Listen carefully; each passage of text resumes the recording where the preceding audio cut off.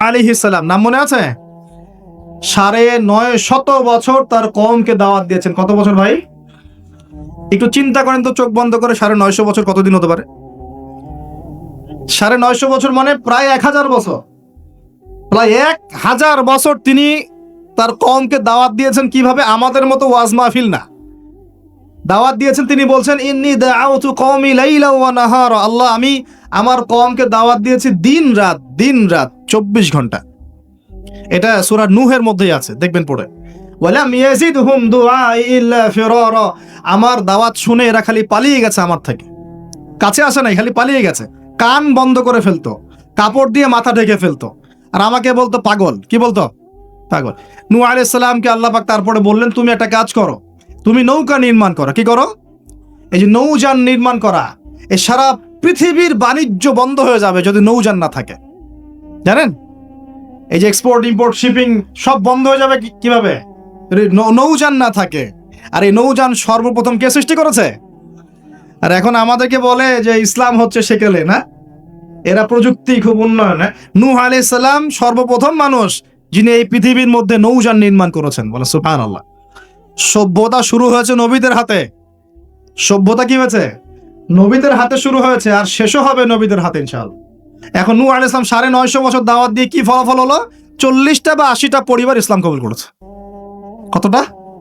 এখানে তো আপনারা মাশাআল্লাহ হাজার মানুষ বসে আছেন, কথা শুনছেন, সৌভাগ্যের বিষয়।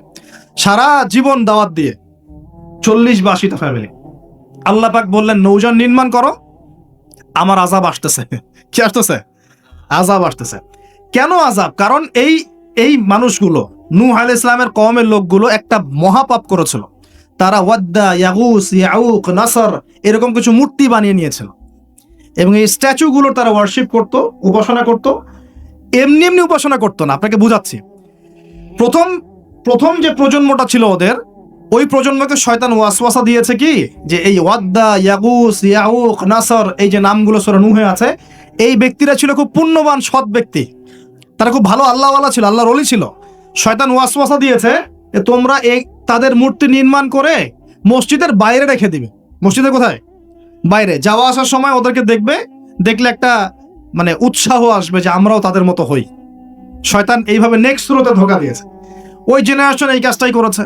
এরপর আরো 100-200 বছর চলে গেছে, শয়তান এবার পরের জেনারেশনকে ওয়াসওয়াসা দিয়েছে, আরে তারা তো অনেক বড় বড় মানুষ ছিলেন, এখন মসজিদের বাইরে না, ওদেরকে ভিতরে ঢুকাও। এবার তারা ওই মূর্তিগুলো সব ভিতরে ঢুকানো শুরু করেছে। এগুলা হিস্ট্রি পড়ে দেখেন, তাফসির আছে, জালালাইন পড়ে দেখেন, ইবনে কাসির পড়ে দেখেন। তো এবার তারা ঢুকালো ভিতরে, সেজদা করছে না কিন্তু মূর্তিতে, তারা খালি রেখে দিয়েছে ভিতরে, যে তাদেরকে দেখবো, দেখে আমার ইবাদতে মনোযোগ আসবে। উদ্দেশ্য কিন্তু ভালো। উদ্দেশ্য কি? ভালো। এবার এই প্রজন্ম যখন চলে গেল, পরের প্রজন্মকে শয়তান বলছে, আরে তারা আল্লাহর ওলি ছিল, তাদের কাছে চাইলেই পাওয়া যাবে। এবার সরাসরি সেজদা শুরু হলো মূর্তিতে। এইভাবে গ্র্যাজুয়ালি আস্তে আস্তে আস্তে আস্তে শয়তান প্রথম মূর্তি পূজা চালু করেছে বিশ্বের মধ্যে। বুঝলেন কিভাবে? নেক্সট সুরতেই ধোঁকা দিয়েছে শয়তান। আমরাও এখন মুসলমানরাও সুবহানাল্লাহ, আমরাও এখন এগুলোর পিছনে পড়ে যাচ্ছি, পড়ছি না? সবার ঘরে ঘরে ছবি, মূর্তি এখন, সুবহানাল্লাহ। আর এই যে আমাদের সেলফি সংস্কৃতি, এটাও তো একটা মূর্তির অংশ হয়ে যাচ্ছে। প্রয়োজনীয় ছবি তোলা যায়, অপ্রয়োজনীয় ছবি তোলার কি দরকার আছে? মুসলিমরা কি করবে? আসসালামু আলাইকুম ওয়া রাহমাতুল্লাহ, ওয়া আলাইকুম আসসালাম ওয়া রাহমাতুল্লাহ, মুসাফা করবে। মুসাফা থেকে ফারেক হওয়ার আগেই গোনা সব ঝরে পড়ে গেছে। এইটা সুন্নত। ভাই তাকান, দুই তাকান, ভাই হুজুর তাকান, কি দরকার আছে এগুলার? প্রয়োজন